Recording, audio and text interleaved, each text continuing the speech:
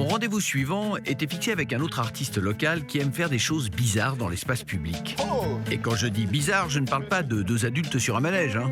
Bon, ça va la gerbe, là. Non, je parle de ça.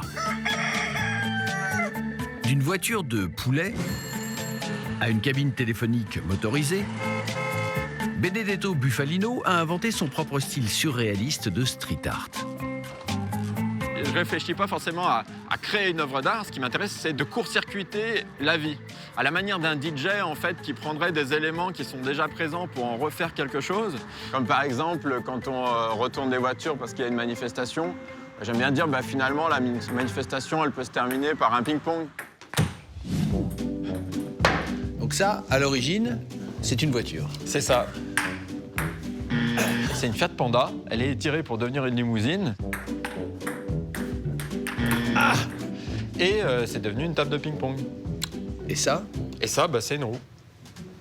Une roue. C'est une roue, ouais.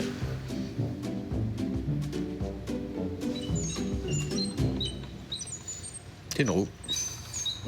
Alors bien sûr, tout le monde connaissait le gros caillou sur le plateau de la Croix-Rousse à Lyon, mais grâce à vous, ce rocher-là, en plein centre-ville, est devenu mythique. Pourquoi lui? En fait, c'est pas celui-là, c'est celui d'à côté. Oui, bien sûr, oui. Lors de la dernière Biennale de Lyon, Benedetto a érigé sa propre galerie temporaire autour du gros caillou, une combinaison ludique d'art et d'Ikea. C'est 9 mètres carrés comme ça qui se posent dans l'espace public et qui d'un coup révèle un élément de la banalité de l'espace public, de la ville, qui devient sculpture. La bétonnière disco de Benedetto a prouvé que les gens sont prêts à danser n'importe quand, n'importe où, du moment qu'il y a une boule à facettes. Quand on va passer un camion de béton, on se retourne pas, quoi. Alors que d'un coup, rien que le fait de mettre des petits bouts de miroir dessus et mettre de la musique, d'un coup, tout le monde se retrouve autour et tout le monde se met à danser naturellement et tout le monde se met à faire la fête comme ça dans l'espace public. Après une tendre balade le long du fleuve, Benedetto a dû prendre congé. Et il s'avère que c'est un vrai motard.